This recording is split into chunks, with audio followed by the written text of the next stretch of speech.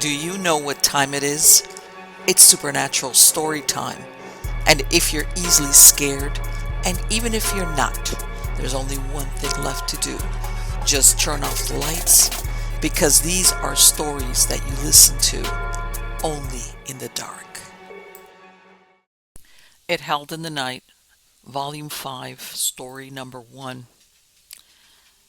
This happened in southern Maryland, and it's a rather short encounter because I was riding in a car and basically saw it and rode past it.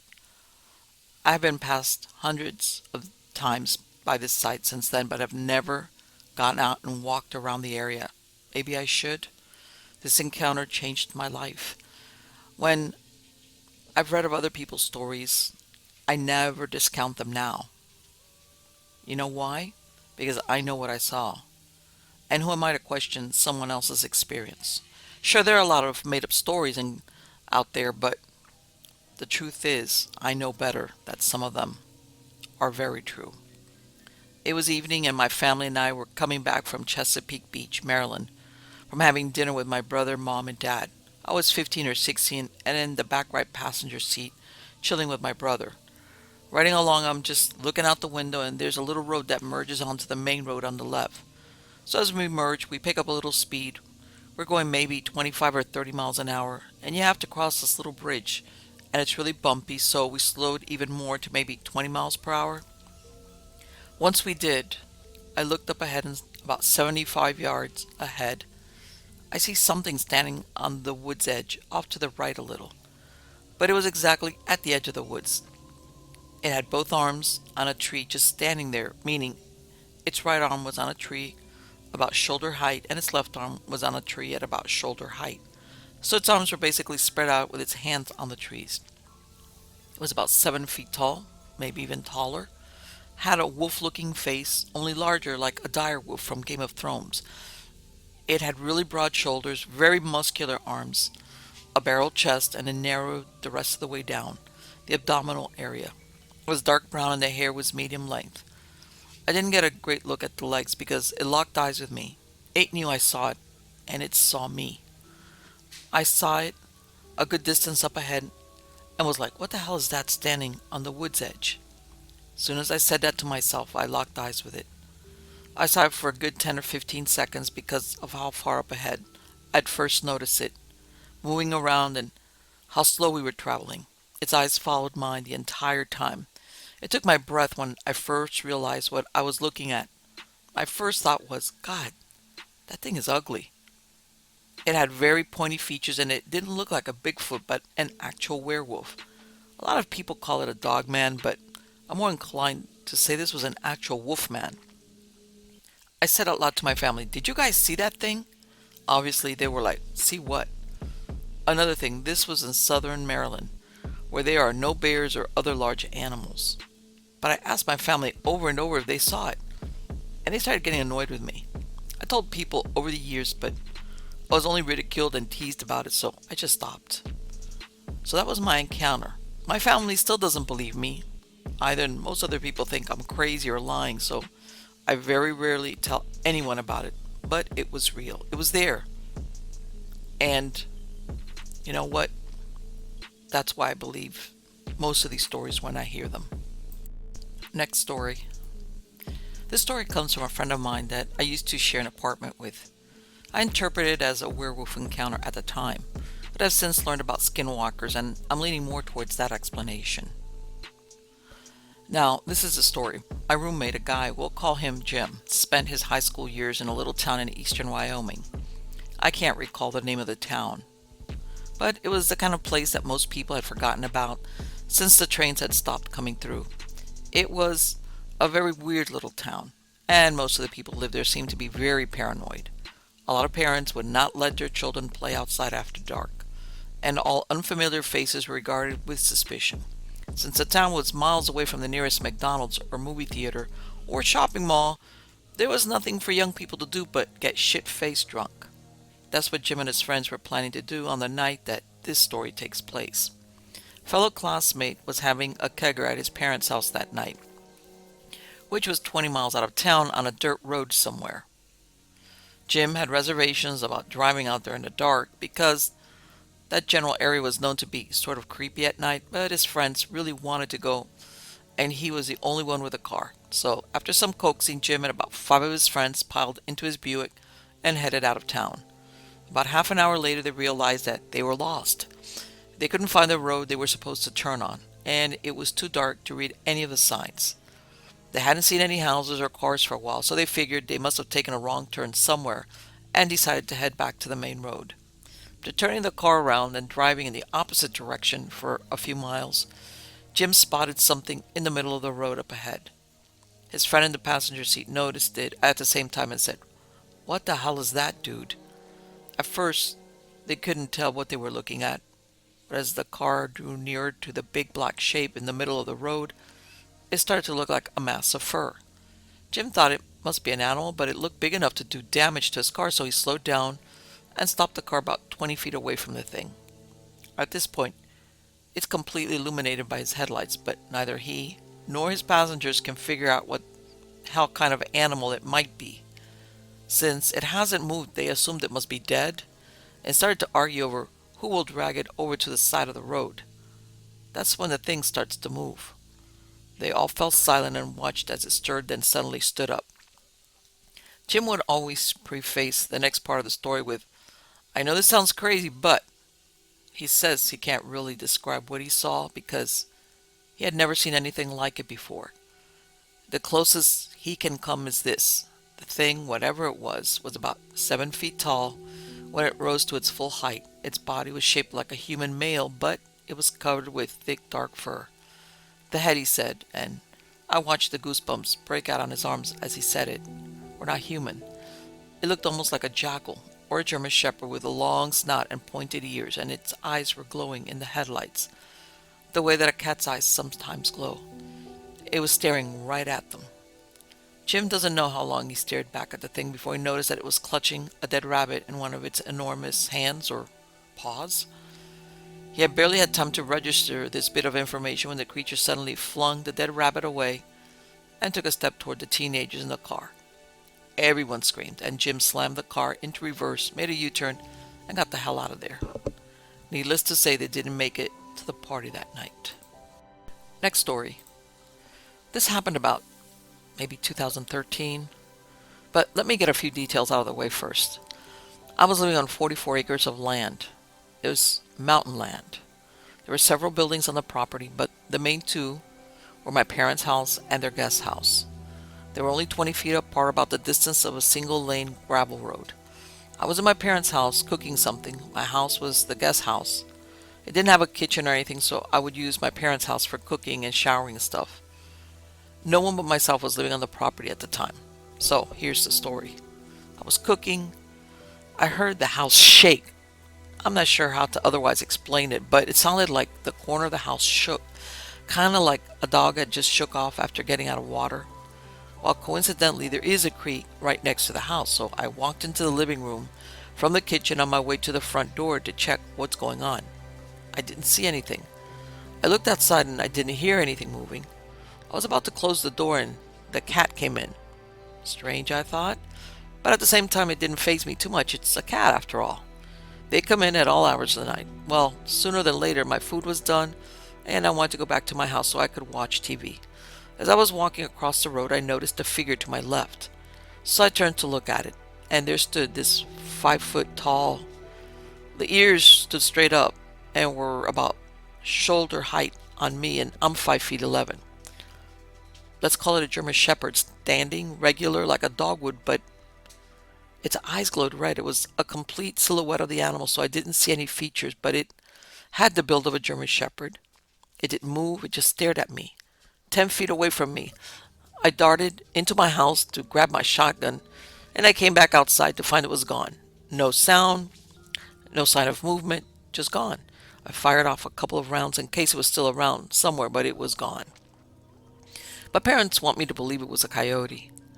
Coyotes aren't built that beefy. This thing was huge and buff, like pit bull bred to kill buff, and Great Dane tall.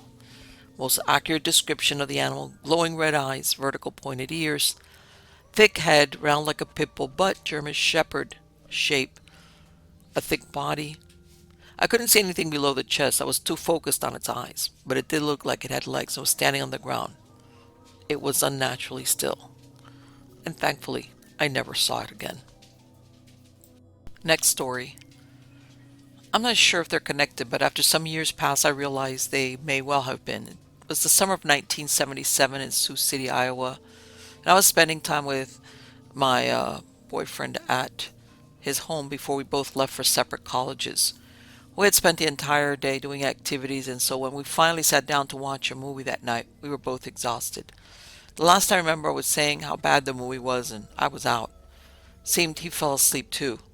I had always been home on time, so when I woke up to see it was 3 a.m., I about died.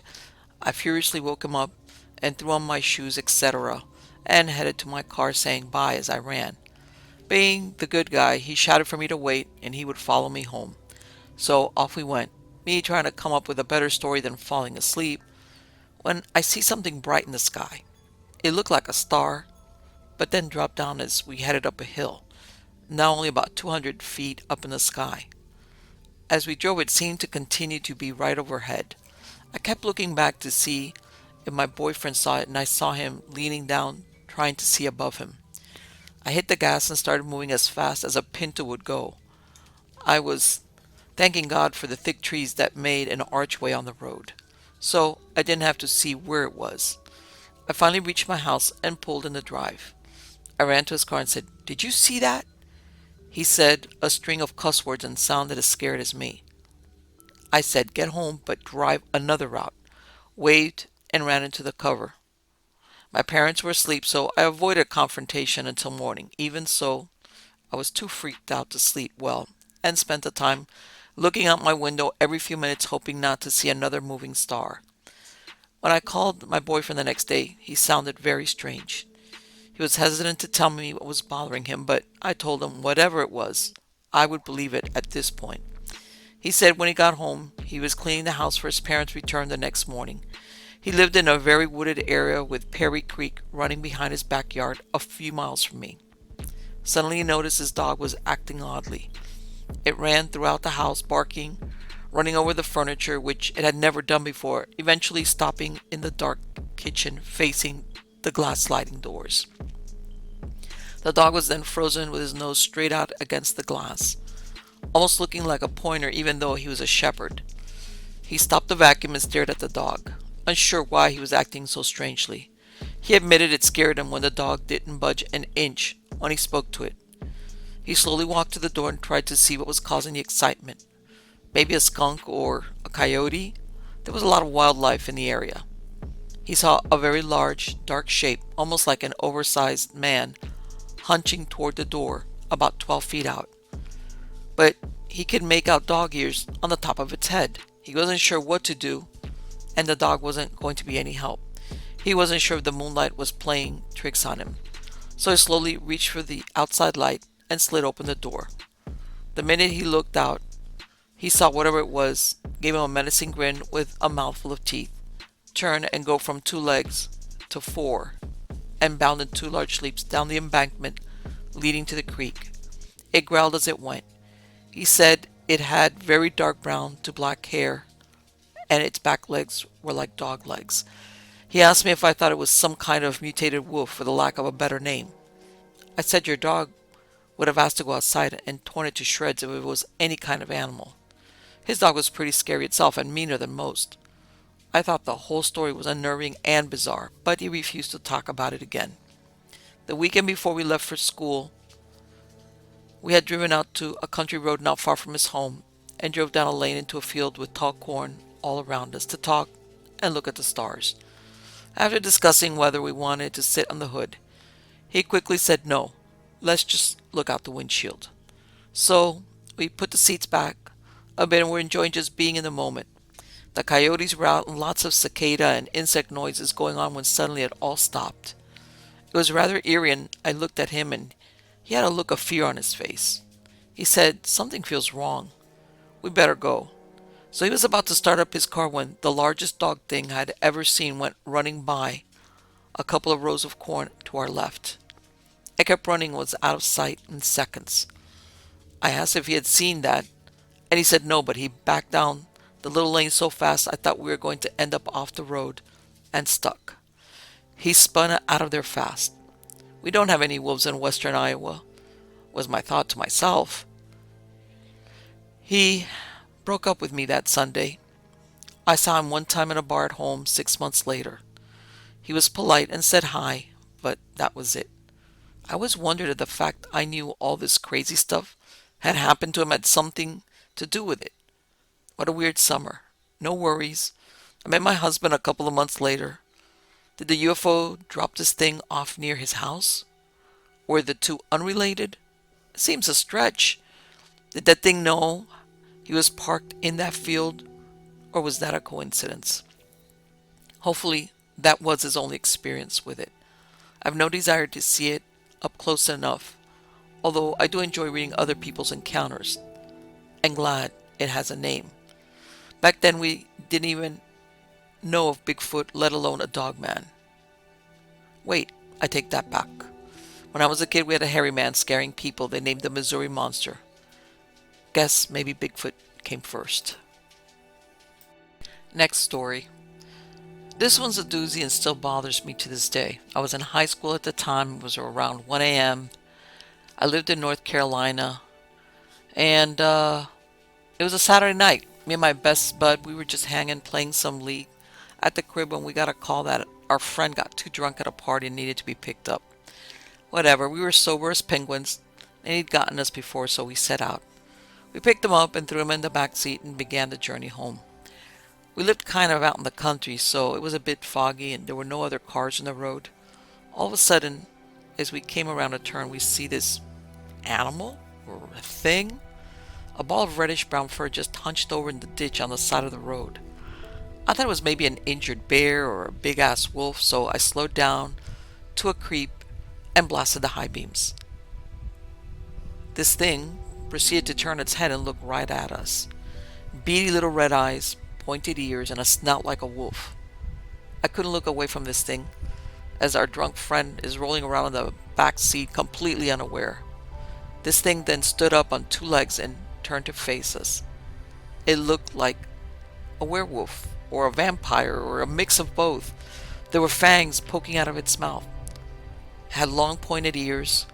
It was covered in long reddish brown fur that's thinner on its chest and midsection. It was taller than the street sign next to it, and it was still in the ditch. So I'm guessing 8 or 9 feet. It was lanky as hell, but you could still see some muscle and some definition, and it just stared at us. I glanced over at my buddy in the passenger seat, and he's sunken way down, shaking, just saying, "Drive, drive, drive. Dude, please just drive. Please, drive, get us out of here." I turned my head back to decide if I'm going to have to run this thing over. Then it just gets down on all fours and bounds across the field next to it at breakneck pace.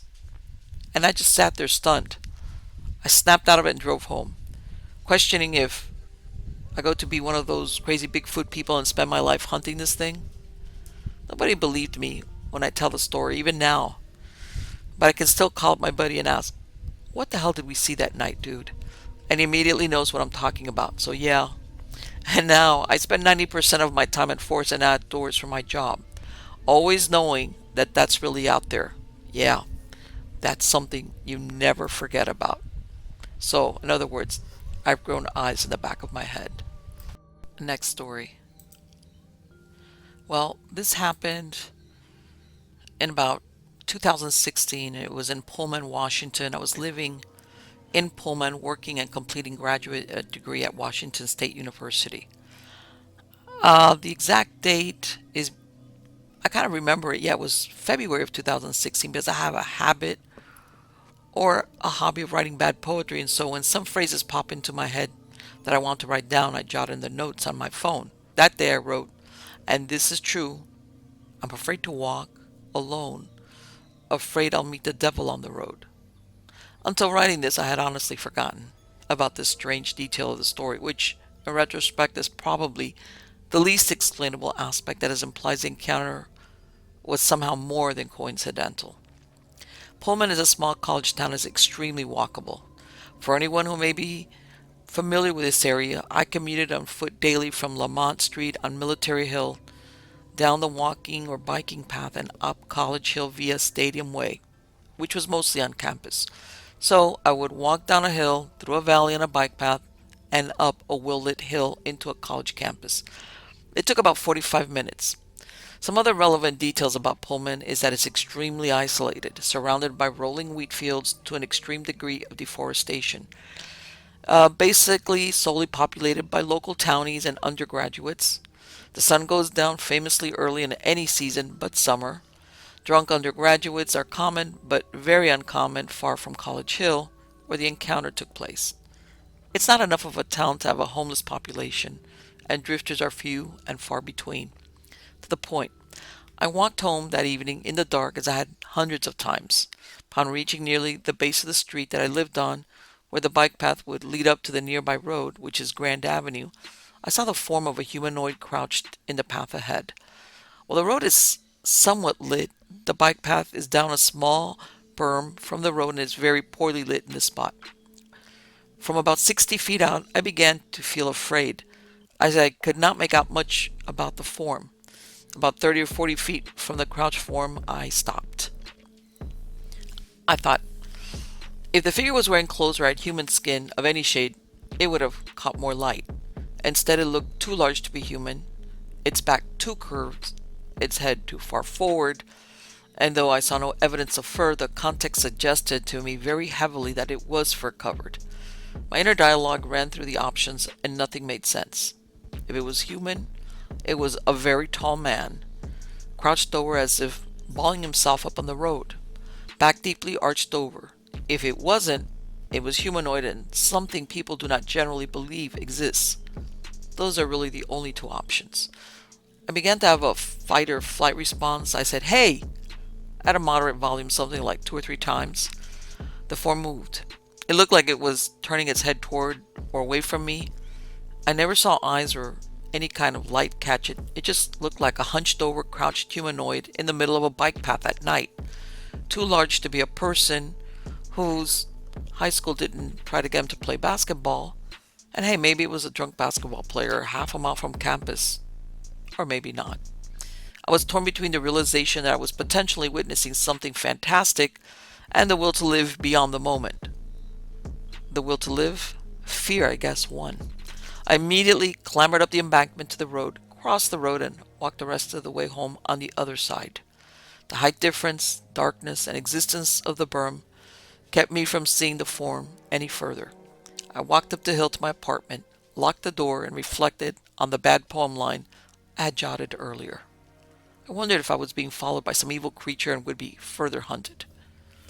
Nothing else happened, and it became a funny story I told my friends in town.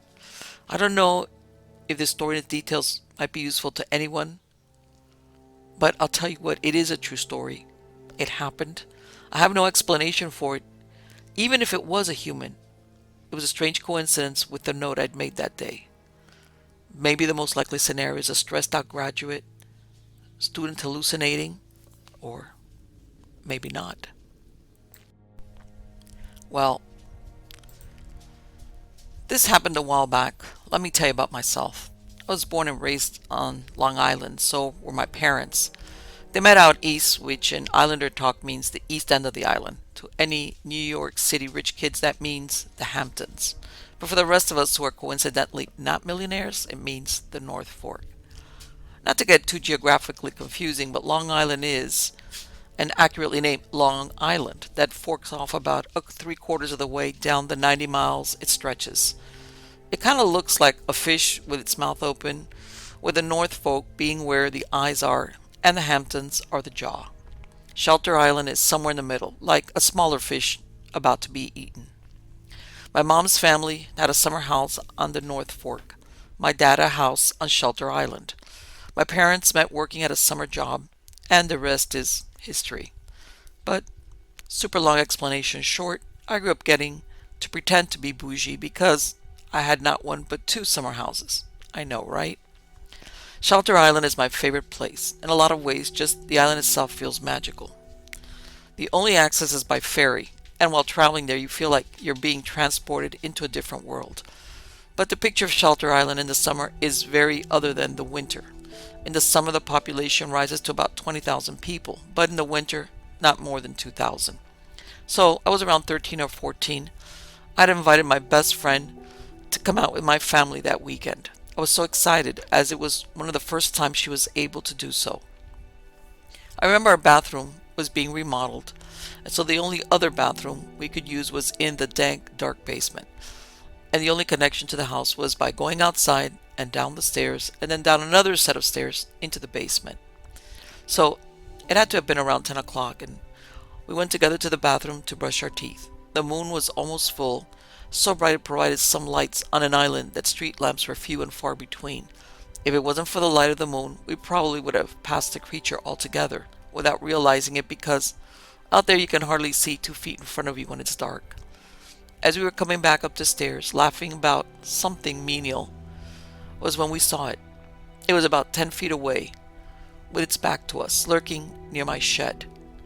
We both froze and did that thing where you take a quick breath and hold it involuntarily. That made the creature notice us. Its head whipped around, and his eyes were glowing, a kind of blood red.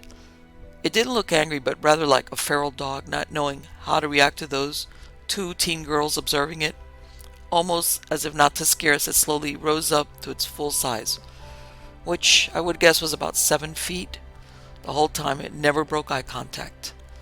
I felt I could fall into the pits of blood that its eyes were. It was covered in long, shaggy black hair and had thick human-like legs. After standing there, frozen in horror for at least a full minute, all the while still in this staring contest, we both regained control of our feet and ran up the stairs screaming for my parents. "We saw a werewolf! We saw a werewolf!" My dad went out first, and we followed. My dad quickly dismissed it and went back inside, a bit disgruntled. I could have sworn I saw a bush where it was near moving. Over the years, I've had many theories, one of which is that the native people who lived on the island long before the white men were responsible, as shape-shifting legends are prevalent in indigenous peoples' cultures. Or perhaps, like out in the southwest, this was one of the natives who had a dark witch, someone who was cursed to turn under the full moon, and chose isolation to protect their secret. I don't know, but whatever it was, I'm glad I never saw it again. Next story. So this happened many, many decades ago, back in the early to mid-80s, before cell phones and internet. I have no way to prove this to anyone, but I will say that even at my age, I still have nightmares about this encounter. At 13 years old, I ended up going to live with my mother after being raised most of my life by my grandmother. Her health was failing, and I think she was protecting me from what was coming, which was her death. My mother and stepfather lived in a trailer park located in a small town. I grew up 40 minutes from this town and never knew it existed until my mother took me to live with her. There was only maybe 80 trailers in this whole place. It wasn't huge and butted up next to the local canal. I was one of only 6 kids in the park, so I had very few options for friends. One friend, Jeff, lived behind our section, and my other friend, Melissa, and her family lived at the very end, straight down from where I was located. The place is shaped like a lowercase h, so I met Jeff, who was just a few months younger than I was, and we hit it off. And we rode bikes, went exploring. He was fairly new to the area as well, and he was a good guy, smart and funny. Well, there was a trailer just up from the tip of the H, which also was the opening in the chain link fence to reach the canal. So we passed by it all the time when we would go to the canal to swim or just to go walking. And when I say red, I mean like think old farmhouse barn. Red, it was long and had a whole section built onto it, making it go from a single wide to a double wide trailer. Well, as far as Jeff and I knew, no one lived there. It was empty, and the older lady who lived next to it said it belonged to a man who lived in the Bay Area. I live in California, which even to a couple of dumbass kids seems odd. The Bay Area was easily 2 to 3 hours away from us. So no surprise when the idiot patrol decided to, hey, let's go inside and check it out. Yes, we were stupid, but we did it anyway, in broad daylight. The front door was a large sliding glass door, and I mean large by any standard. We waltzed right on into the enclosed porch. We should have walked right back out, but as I said, we were stupid. For some reason, me and Jeff stopped to look at an amputated bird foot. Really, a big bird foot. Not a chicken or even turkey, they were far from bigger, and the claws more predatory in nature. We turned to the front door, and it too was unlocked. Okay, so two dumbass 13-year-olds and an open door invitation, we walked right on in. Not the place was nice as hell inside, and I mean nice as in it looked like whoever lived there just went to the store and would be back any moment. So, to cut this down some, Jeff and I did an urban explorer thing. This place had power, running water, and the fridge was stocked. But yet, no one had been here in over 5 years. We know because we asked the older lady who had a key to the place, and there was never a car parked out there. So while the front door and one bedroom up front looked lived in, we of course headed for the back, all the while trying to figure out where the door to the add-on full-length room was because we were nosy little shits and wanted answers to lame questions. We found it in a second bedroom that looked like something out of a new age horror movie slash porno. Ratty, disgusting mattress on the floor, Polaroids all over the place, at least 100 or more, and a cutout doorway to a pitch black windowless room that ran the length of the trailer from just behind the enclosed porch. It had one dresser about chest high on a couple of dumb kids, and that's where Jeff was with his back to the black hole. I, on the other hand, was curious about the Polaroids, laying around and started looking through them. I wish Jaha hadn't because I could never unsee what was in those. I won't go into detail, but they were taken in that room and the girl in these photos was dead. When it dawned on my innocent mind what I was seeing, I dropped the photos like they burned and turned to my friend, who was saying something to me, but I don't know what. But he was cut off by the most hideous, evil laugh I have ever heard in my life to date. Since we were both looking at each other, we knew we didn't make the sound we heard, and we froze like terrified puppies until I saw a large, and I mean large, hand reach out of the darkness of that hole for Jeff's head. I've never screamed so loud in my life as I did then, and I shoved Jeff, screaming, "Run!" and he did. We cleared that trailer like our asses were on fire, and literally leapt from the porch. We didn't even shut the door. The old lady next door scolded us and we booked it. Jeff went to his trailer and I went to mine like a whipped puppy. It was the middle of June and I shook like I was inside a deep freezer. If that wasn't scary enough, it gets freakier. Our friend Jeff lived with his mom and dad and two little sisters. I want to say the girls were about 4 or 5 and cute as buttons. So 2 days later I finally get the guys to go around the roadway. I had to come into proximity to the red trailer to go see if Jeff and maybe talk about what happened. I got to Jeff's and the trailer, 2 doors down from my mom's oldest friend, was empty, as in the entire family had moved out. I asked my mother's friend, who I called Grandma May, and she said they threw everything in their van and left the night Jeff and I went into that trailer. I was shocked because just a few days before, his mom had been talking about getting Jeff enrolled at the same middle school I attended. So why leave so abruptly? I talked to my mom, but she just shrugged it off and went back to her drinking. My mom was an alcoholic. She usually cracked her first beer by 9:30 a.m. and didn't go to bed until there was no beer left in the fridge. What's even scarier is, about 2 weeks later, no one remembered Jeff or his family, except me and Jeff had been to my trailer, met my mom and stepdad. Let me also clarify that no one believed me about the photos. I always regretted not taking the ones I had been holding with me. So jump ahead and I started hanging out with Melissa and her family. She was a year younger than me and I was 14 at that time. She had 2 older sisters, Terry and Stephanie, both older girls, which were amazing and treated me like another sister. Her parents were simply amazing and Melissa was a sweet, gentle girl who never had a mean thought in her life. But of course, to go there, I had to pass by the red trailer. Every time I felt something watching me, which was pretty spooky, given there were no windows on that side. It was the added-on section to widen the trailer, but they didn't add windows. So another summer evening, and I finally get the guts to tell Melissa's sister Stephanie about the trailer. So she decides, hey, let's go check it out. And I was like, no. I don't remember after all these years why, but I finally caved in and said, fine, but not past the living room. We braved the place in the daylight, and that time I paid more attention to the bedroom to the right of the living room. It had a freaking queen-size waterbed, working lamps, and a full-size Confederate flag on the wall. I don't know why, but all the things, that flag, it just gave me shivers. Now Stephanie reached out to feel the waterbed, and it was warm, as in the heater for the water was active. She took my arm and we hoofed it out of there quickly.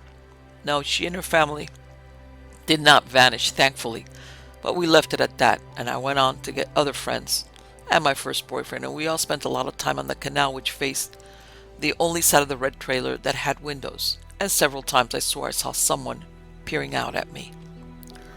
I'm skipping a few pieces because this story is so long already and I want to get to the part that has genuinely haunted me for life.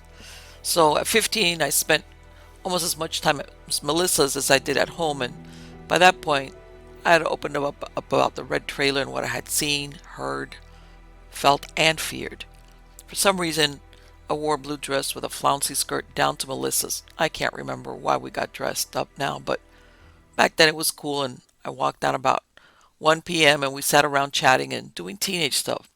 Now, I had no intention of staying until dark, but somehow before I realized it was well after dark outside. Now remember, this was the 80s, so we didn't have street lamps every 2 feet. In fact, the only one we had was at the spot where the road curved into the hump of the H, which just happened to be across from the red trailer.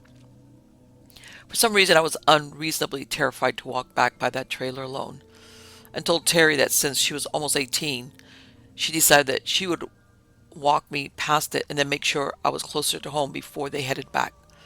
I felt relief and we headed out. It wasn't that far from their place to mine, and I could see my porch from their place and vice versa in the daylight anyway. So we passed the red trailer and came adjacent to the trailer directly across from it, and I cannot even begin to explain the numbing, skin-crawling feeling that raked me from head to toe, but I literally froze in the middle of the road, facing toward my home. It felt like I was forced to turn around and face extremely tall and wide sliding glass doors to the trailer. If terror, and I wish to the gods that I hadn't. All of us girls turned around, and standing in the glass doorway was the biggest, scariest nightmare I'd ever seen. And I have faced some live human monsters. I looked into the face of evil and it stared back at me.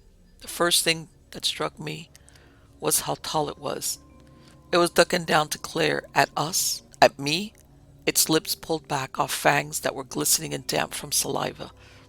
Its eyes were vivid yellow and the size of a closed fist, and its long claws made distinct tapping noises against the glass door it was framed in. I turned and saw that my house was far off.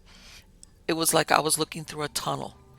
Then I turned back to look at that giant furry bipedal monster, because to this day the only thing I can best describe it as is a werewolf. It looked like a werewolf, complete with rear-articulated legs. I vaguely remembered hearing one of the others whisper, "What in the hell is that?" And someone else whimpered. Then I blinked and my friends were gone. They're almost back at Melissa's place, and I'm standing there under the lamp, frozen. But like watching a car wreck, I had to look at that thing, and it was smirking at me. I'll never forget that huge clawed hand tilting as it used one finger to beckon me to it. To this day, I don't know how I broke the terror that held me in place, facing that thing, but I shook my head and turned running, like my life depended on it, and most likely it did. If not my life, then maybe my soul. I got home. My mom didn't even notice my fear, and my stepdad was in bed. He had to be at work early. I wanted to tell my mom, but she was so drunk, and I was too emotionally shaken to deal with her drunken fit, so I went to my room and changed and crawled in bed shivering. The next day, once the sun was bright and shiny, I scurried down to my friend's place and asked her about it. She and her sisters had no memory of walking me past the trailer or seeing the thing in the sliding glass doors.